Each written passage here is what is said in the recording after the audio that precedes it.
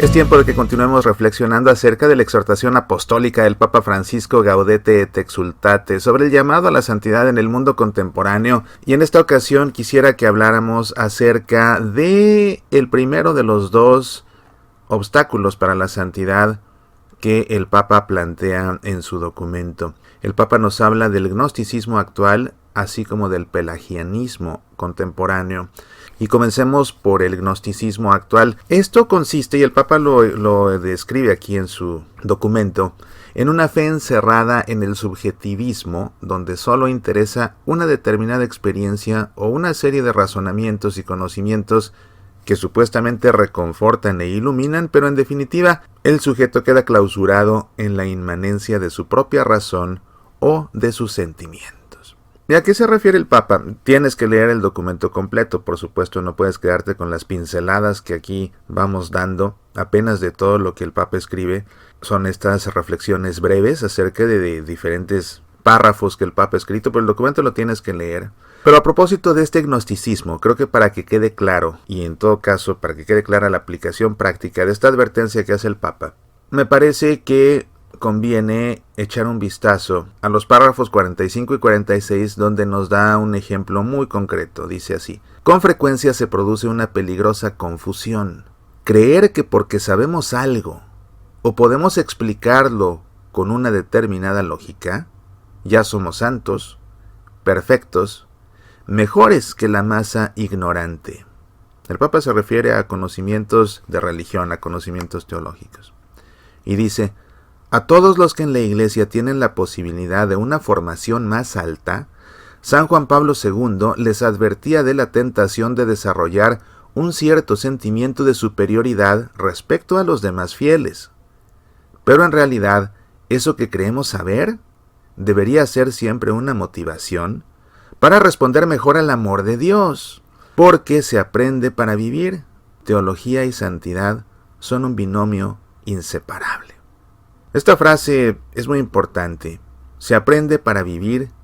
Teología y santidad son un binomio inseparable.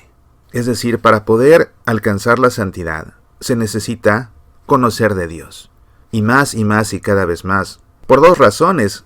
La primera, porque el camino de santidad es un camino hacia Dios y no se puede caminar hacia lo que no se conoce o hacia quien no se conoce.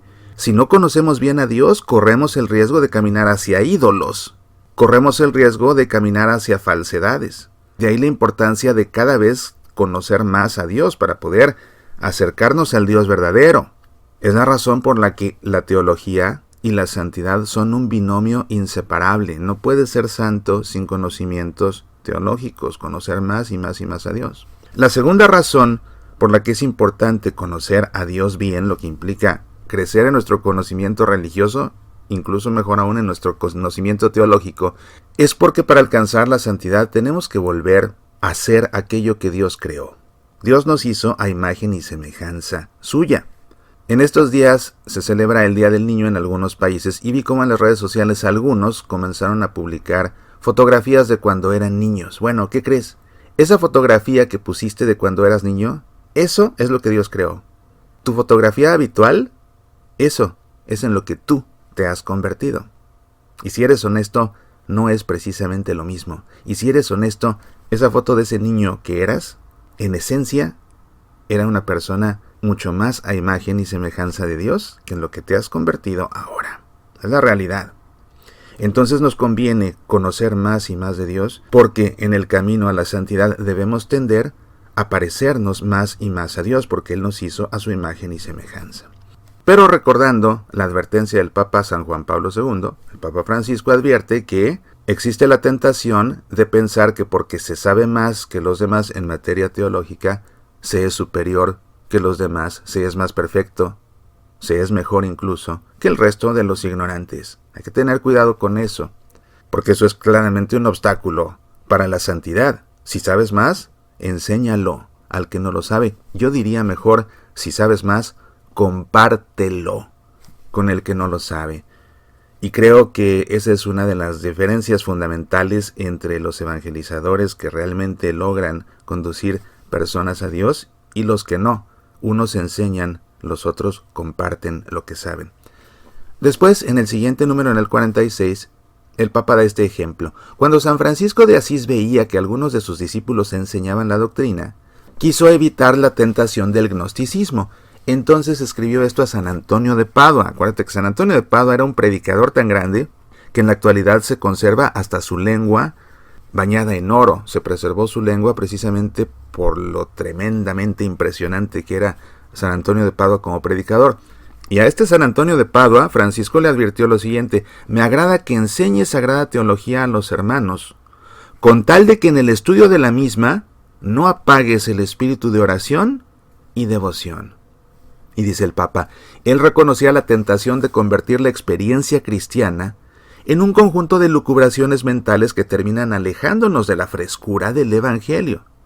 San Buenaventura, que fue el sucesor de San Francisco, San Buenaventura, por otra parte, advertía que la verdadera sabiduría cristiana no se debe desconectar de la misericordia hacia el prójimo. La mayor sabiduría que puede existir consiste en difundir fructuosamente lo que uno tiene para dar, lo que se le ha dado precisamente para que lo dispense. Por eso, así como la misericordia es amiga de la sabiduría, la avaricia es su enemiga.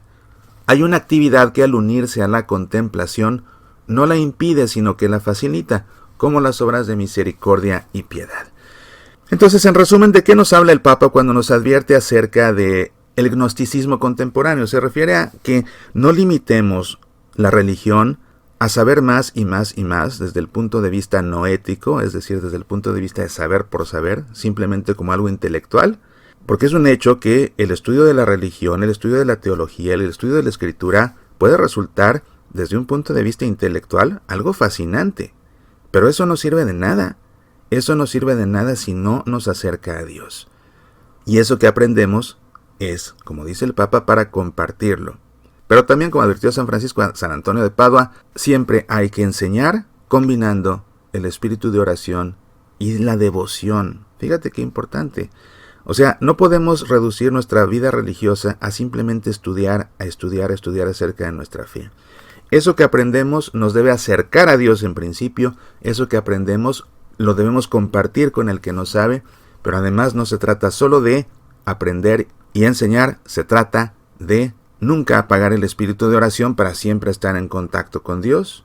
Y además se trata de ser misericordiosos dando lo que recibimos, porque como la misericordia es amiga de la sabiduría, la avaricia es su enemiga. ¿Cuánta riqueza podemos extraer de apenas estos 2 párrafos de la exhortación apostólica? En verdad te invito a que leas tú el documento completo y que estas reflexiones que hacemos aquí en Semillas para la Vida te sirvan simplemente como puntos de referencia para sacar más provecho a esta exhortación apostólica. En la emisión de mañana continuaremos con el segundo obstáculo para la santidad, que es el pelagianismo contemporáneo. Soy Mauricio Pérez, estas son Semillas para la Vida. Escucha Semillas para la Vida también en SoundCloud, iTunes, iVoox, Facebook, Twitter, YouTube, TuneIn Radio y en nuestro sitio semillasparalavida.org. ¿Te gustaría sacarnos al aire en tu estación de radio católica? Escríbenos. Apasionate por nuestra fe.